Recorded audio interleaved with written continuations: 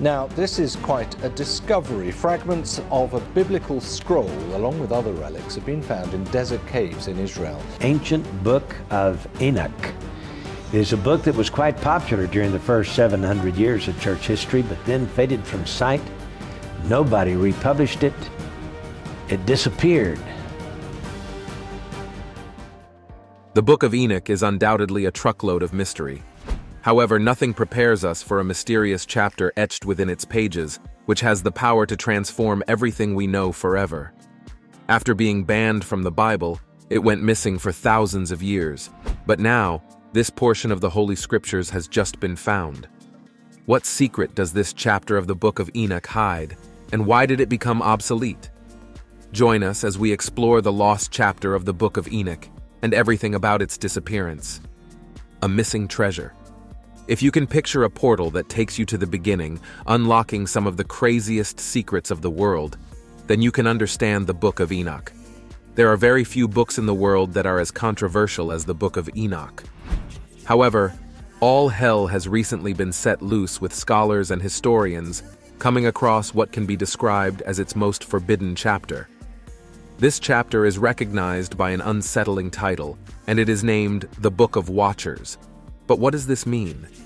Interestingly enough, scholars agree that the contents of the Book of Watchers are practically burning with fire, shaking the world with mind-boggling secrets such as crazy accounts of humanity that are unheard of. But that isn't all. This is hard to believe, but despite being written long before the advent of scientific knowledge, this mysterious chapter has left the world in awe with the information it provides, giving a perfect description of the universe, the existence of other dimensions, and the accurate way in which other planetary bodies interact. But that it doesn't stop there, as it also hides in its depths other shocking revelations about angelic rebellion, celestial wars, human genetics mutation, and even the existence of extraterrestrial life. The details of this chapter are really not for the faint of heart, but in order to understand it, we must first consider its origin, which is the Book of Enoch. So what is the Book of Enoch about? The Book of Enoch can be said to be more than just a book, because it presents ideas which promise to intensely change everything we know about religion, Christianity, and the world itself. This saying of Enoch was evidently handed down by tradition and eventually recorded in the Book of Enoch. We should treat the Book of Enoch and other books like it in the same manner we do the other apocryphal writings. Indeed, the Book of Enoch is one that has left scholars fascinated for thousands of years, causing them to wonder how it happens to entail so many groundbreaking secrets. The answer to this question points us to the story of its acclaimed source, Enoch. The name Enoch is not strange in religion. It is, in fact, well known in the holy pages of the Bible and the Quran, and it is also mentioned in Hebrew texts and Judaism, but this is where things get interesting. Remember the first man and woman on earth, Adam and Eve? Enoch is said to be none other than their great-great-great-great-grandson. That isn't all. Enoch is also tied to another remarkable figure in the scriptures, Noah, who is said to be his great-grandson. Still, that isn't the most interesting part. According to the scriptures, Enoch was the first man on earth who never died. This is seen in the book of Genesis 5:24, which tells us, Enoch walked with God, and he was not, for God took him. Imagine Enoch, an extraordinary man, being taken into a spaceship or a heavenly vessel and ascending into the sky, never to be seen again. In the book of Genesis, he appears briefly in the genealogy of Adam. After fathering Methuselah and a bunch of other kids, the text simply says, Enoch walked with God, then he was no more, because God took him. The story of Enoch is indeed epic. Knowing this, it's safe to prepare for a roller coaster ride when dealing with a book attributed to Enoch himself, which details his experiences and mind-boggling secrets of the world.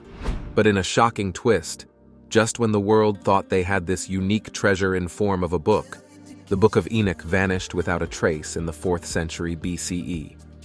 Following its disappearance, it was long sought after by scholars and historians alike, who remain fascinated by the secrets that lie untapped in the ancient book. But then, a miracle occurred, leading to the book's resurfacing alongside its most forbidden chapter. Now, what is the story behind the book's discovery? The shocking discovery. The discovery of the Book of Enoch can be described as an accidental miracle. Interestingly, the book was found in a Qumran cave, steeped on the northern shore of the Dead Sea. The idea that an ancient treasure capable of unlocking secrets about the universe was hidden in this Judean mountain had been impossible to believe until when a shepherd encountered something strange in 1947. Fragments of which, by the way, were discovered among the Dead Sea Scrolls from about 1947 through 1956 when they were excavating those caves down near the Dead Sea. He had accidentally thrown a rock at this cave and was shocked to his bones when a portion of the cave broke open, and what happened next became history-worthy. On investigating the crack, the shepherd was hit with an unexpected discovery of a treasure trove of ancient texts. Among them was the Book of Enoch. But the question is, how did such a legendary book get into the cave in the first place? According to investigations, the books, alongside other archives of papyrus scrolls, had been kept in the cave by an ancient religious community. Think of it as their secret safe, where their treasure and knowledge are preserved for the future. After the discovery of the Book of Enoch, there has been a spur of unexpected revelation from its depths. Even researchers who had expected to find strange things from the book's pages have been unable to withstand the book's mystery. So what exactly does the content of the Book of Enoch mean? Let's explore the book's contents more carefully to answer this question. The earliest version of the Book of Enoch is known as the Ethiopian Book. The Book of Enoch itself is divided into various segments, also referred to as books. Intriguingly, they include the Book of the Watchers, the Parables of Enoch, the Book of Legends, the Book of Dreams, and the Epistle of Enoch. So what do these books entail? The answer to this question would leave you stunned.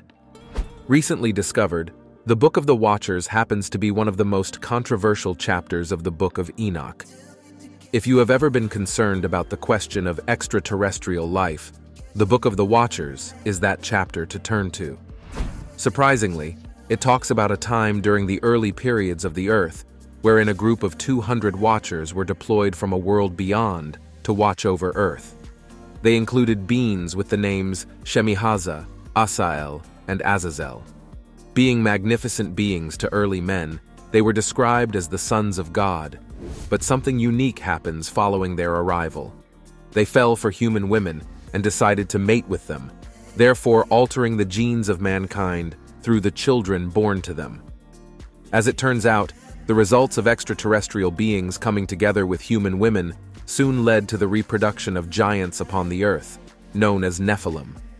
The Nephilim obviously had extraordinary abilities, bringing in the early concept of humans with superpowers, but the corruption of human genes is said to be a reason for the flood, a terrifying event, and the biggest extinction event in biblical history. From the Book of the Watchers, we see that ancient men were no novices in sketchy concepts such as extraterrestrial lives, but you'll be wrong to think that that is all there is. Thanks to the Book of the Watchers, answers may also have been provided to questions about how humanity had developed knowledge of crop planting, medicine, other healing methods, metal technology, and materials of adornment like jewelry and makeup. According to the Book of Enoch, this knowledge had been passed down to the early men by the angelic beings who had come to dwell among them. There are different ways to look at this revelation. While some see these tales to be one of the purely spiritual entities from God coming down to earth, others consider the more concrete possibilities that the Watcher may be aliens from space who came to dwell among man, hence the possibility of mating with women on earth, and even procreating. This revelation from the Book of Enoch has certainly stirred up rugged conversations about previous religious beliefs. Still, amazingly, that isn't all the secrets that the Book of Enoch reveals. In the Book of Luminaries, an even more shocking phenomenon is brought to light. To the amazement of all, this book details the experience of Enoch with an angelic being named Uriel, who takes Enoch on a journey through the cosmos, tutoring him on astronomical knowledge, such as the workings of the cosmos and even the existence of extra dimensions. It is hard to believe, but the Book of Enoch surprisingly details accurate knowledge, such as the movement of the moon around the earth around the sun, the moon reflecting the sun's light, the nature of eclipses, and even the cycles of the moon. But how is this even possible? Who would have thought that a Book of Enoch, which predates the existence of space explorations, would be so detailed about space? This reality has sparked even more controversy and fascination about the book.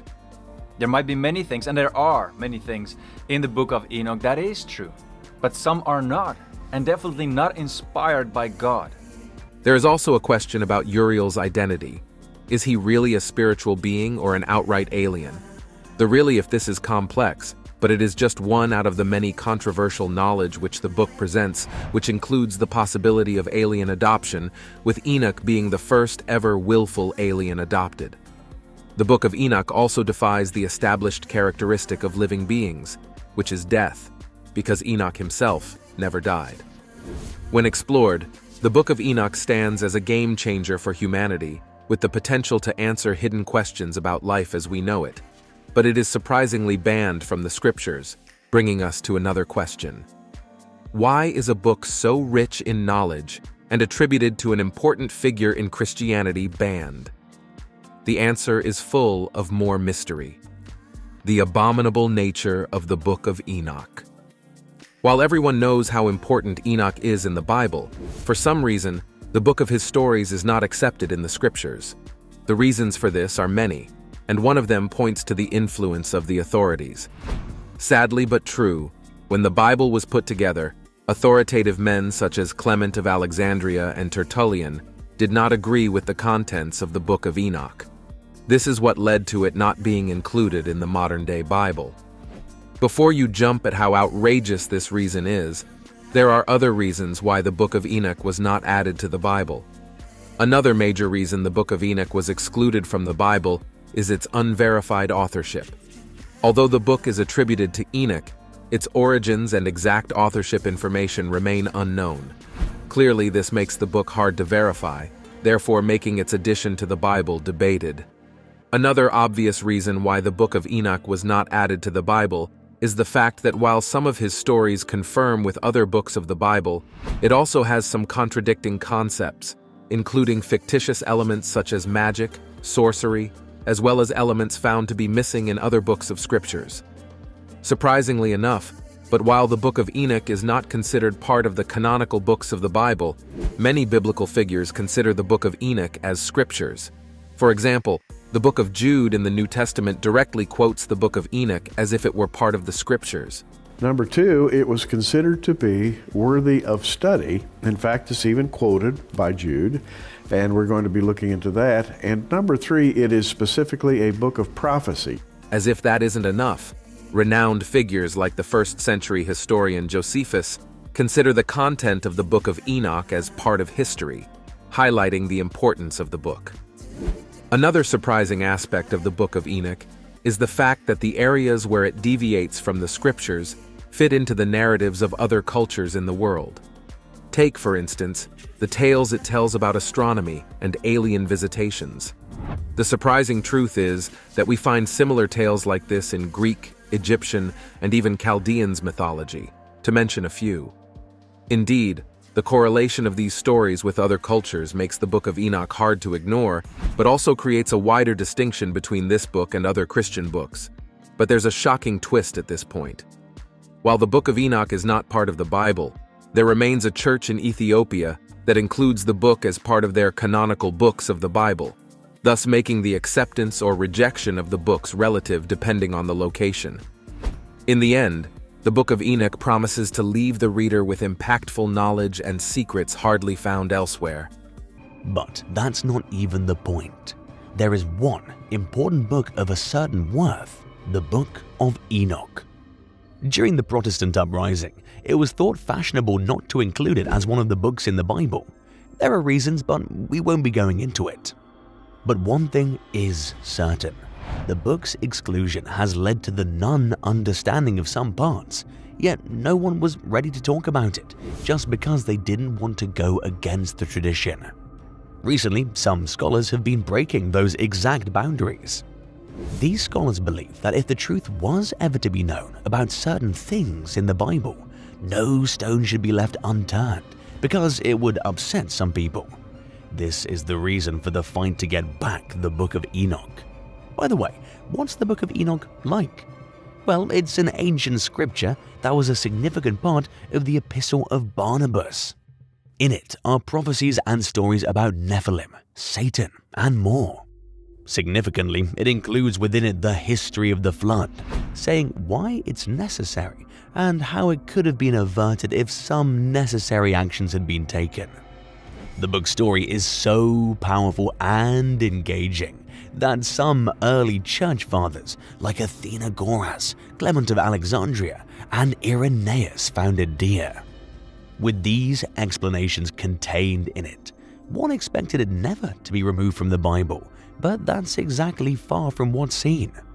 Even classical rabbinic literature aptly removed it, which led Tertullian, the early Christian father, to cry out that the Jewish had intentionally removed it because it contains certain things about them that they would never want to see. It seems the book won't have its life end with the Jewish as it's been said. Most Christian bodies don't want to have any of it in the Bible.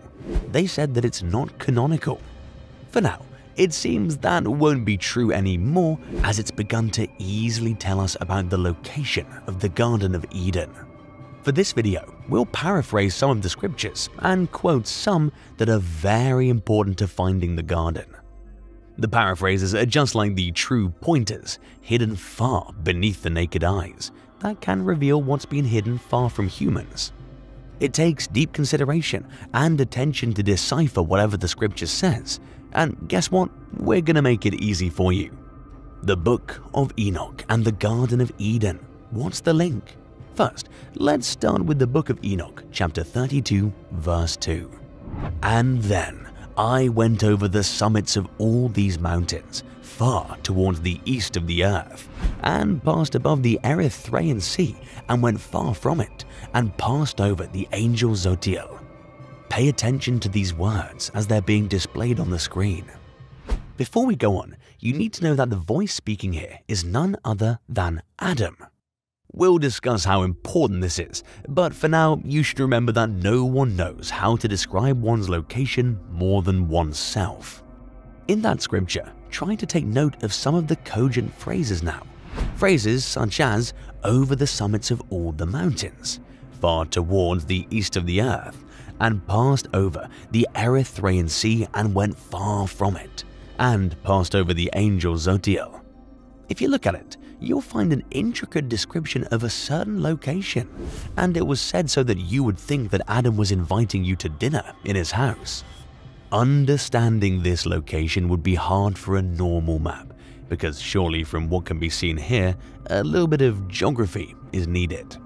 But apart from that, there is the need for an ancient map, since most of the names mentioned here are either not used anymore or are just totally used to describe another location now. This is the reason the modern map cannot be used.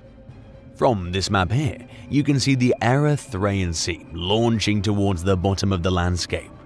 After looking above it a bit, move your eyes toward the east. If you find this hard to see, just know that Africa is in the west, so that'll be enough to show you that moving towards the right is towards the east. As claimed by the book, this location is now far toward the east. But that cannot be enough of a description, or can it be? Surely we cannot now be looking for it in Africa, but then we know that what we call the Far East is extremely large. It possibly can't be the general East known nowadays. To this, we still have the Book of Enoch as our guide. The verse that followed the earlier part shows it all and the exact thing that's needed to discover this location. And I came to the garden of righteousness, and from afar of trees more numerous than these trees and great 2 trees there, very great, beautiful, glorious and magnificent, and the tree of knowledge, whose body fruit they eat and know great wisdom. This is surely a bulging place with lots of resources, plants and other things in the Far East of that time. This makes one question which places one can fully describe as the location of this garden. Thus, some have safely then located it in Antarctica. Why Antarctica? It was a bulging place of beautiful and fresh trees in the past, but something happened, and we'll explain it subsequently. A tectonic shift. About 200 million years ago, South America, Africa, India, and Australia and Antarctica joined, making up the southern landmass known as Antarctica. About 180 million years ago, rifting did a bad job as it began to split Africa and Antarctica apart. The result was that Gondwana, located in the supercontinent Pangaea, began to split.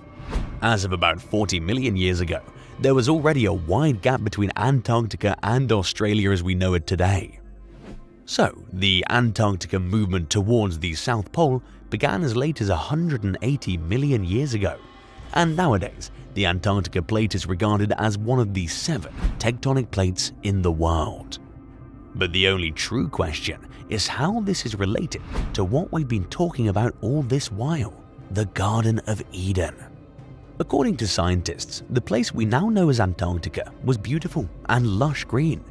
It probably began to become desolate due to the cold, and if you look at the description given above and the location, you would see that if there was indeed an Earth like the one being described, there's no doubt that Antarctica would be somewhere in the far east of the Pangaean supercontinent.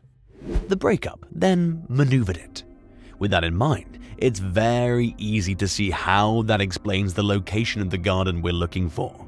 But that's not all about it. This view needs to battle it out with other postulations. Other postulations have been on the ground, and none for now have been as loud as the belief that it was located in Palestine. They probably had to pick it because the Jewish were said to have a good story with God, so it was a no-brainer that they would be the one that the book originated with and that it should be Palestine. While that is true, it's also the case that even though there's a whole clamor for the location to be in Palestine, there's still no general agreement on its location. The number one most basic defense of where it's located is by an atheist, Juris Zarin of Missouri State University. For him, the biblical story of Eden was merely a plagiarization of the same story known to the Sumerians, and that story for the Sumerians has existed for more than 8,000 years. In the Sumerian version, the king of Uruk was 2/3 God and 1/3 man. But unlike the biblical king, he was not immortal, and his main actions aimed to learn the secret of immortality. In the story, man was built from clay, dust of the earth, and women were made from men. Since the Sumerians were a river culture, clay was extremely useful. The people then lived forever, and there was no sickness. Of course, the place was called Dilmun rather than Eden. The further story shows that a flood destroyed the place, but instead of the biblical, Noah was saved from it. Then, Gilgamesh began to seek this Utnapishtim, hoping that a great inquisition would help him see immortality. It must be mentioned that the whole quest of Gilgamesh was the search for immortality. He was told to eat from the plant of life if he ever wanted to gain a new life.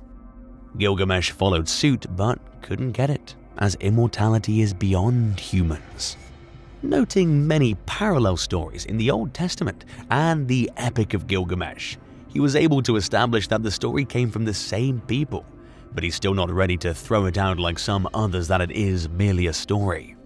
According to him, there should be a place for such. For that to be known, the original story must be accepted as being better than the earlier one. That's why he pointed out Dilmun as the site of the garden. But where is Dilmun? To him, the clues for it are located in the Bible.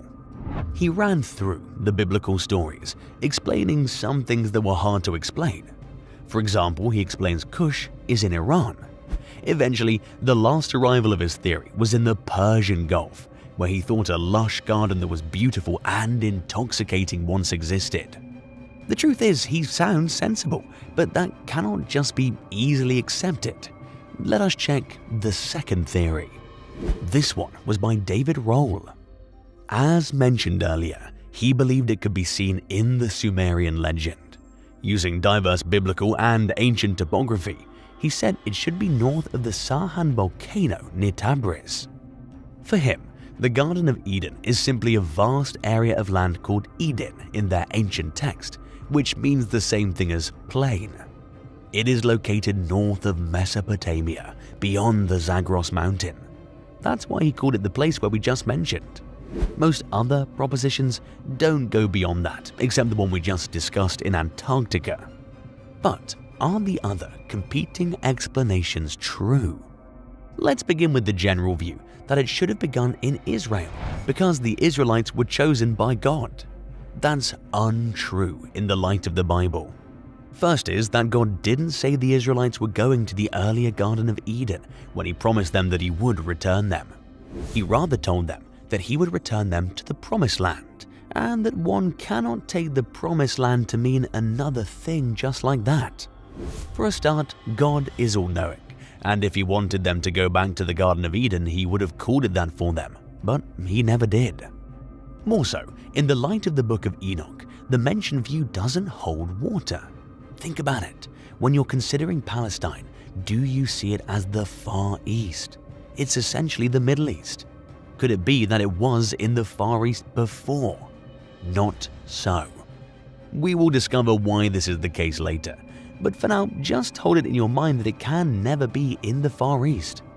This doesn't mean that this postulation's not good at all, because, for example, the Middle East is an arid desert now, and thus could be argued that it wasn't like that in an earlier time. That means one could say it's undergone changes over the years. We're now saying that if accepted, it still doesn't justify anything, as the location change is highly unlikely to be in that part. It's rather more Antarctica. Now, what you probably want to ask could be as to why you should take the Book of Enoch seriously. It was one of the main books written in the Bible in the first person. In the narration of Garden, as we've said before, Adam narrated his experience. The truth is that if you want to know about a place, just ask the people living there. They often know much more than a general explanation. Take, for example, the one in Genesis. It's true, but it doesn't give us as much as this. Perhaps it was not narrated by the person, and whatever the case may be, that part of the Bible was never really concerned about where the garden was.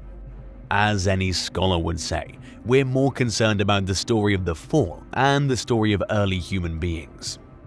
This can be seen in what's remembered of it nowadays.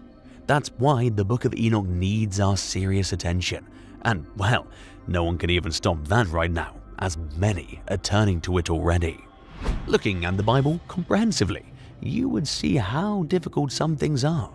For example, the rivers that flowed out of the Garden of Eden. Even though about 2 have been identified, Euphrates and Tigris, to a certain extent, no one's been able to know Gihon and Pishon. This is why some scholars have been speculating about it by saying it's in Iran. Whether Iran or not, those speculations are still just speculations. They're not as true as the Euphrates we know now with ultimate certainty. Of course, that is exactly the problem faced by those actively studying the location. With the Book of Enoch, that's gone away. Only the location is told, and the story rhymes with what was in Genesis, except if one doesn't want to believe it. This was what makes some question why it was removed. Could it be that the early Jews knew that the location of the beginning of the world was not in Palestine, and then that they didn't want that to be known, so they removed it far away from the Bible? This question is very important because as an ancient text, which is as lucid and instructive as has been shown, it's not supposed to have been taken out. In fact, a curious mind will find it extremely rewarding to read it. Why then would the ancient Jews remove it? Maybe because it's untrue, but that would be a lie. This book existed along with Job, and it's never been able to be subsidized. Why has it been surfacing repeatedly, despite the great attempt to silence it? Why do the description of the Garden of Eden in Genesis and that of Genesis rhyme? There is absolutely no really good reason to have removed it. It could be that it's because of the origin story. It's very important because of its mysterious nature, that is, the story surrounding it. As for the removal by the early fathers, that's often not well said. Not all early fathers agreed that it should be removed. Some of them didn't want it to be so, but some early fathers who happened to be so much removed it because they considered it not canonical. Whatever that means, being non-canonical does not mean it's not true. And being said to be non-canonical is not the same thing as being non-canonical. Perhaps we have to know by ourselves. It's not the case that now the Book of Enoch is helping to explain the location of the garden, it's all too easy or clear. Some are already saying the garden is figurative and metaphorical based on new scientific evidence. But this should never be a problem, since we know that whenever science and the Bible clash and there's no merging, the Bible has the final say on the matter. As it is written in the Bible, there's no sign that it was meant to be a metaphorical story. It was meant to be taken literally.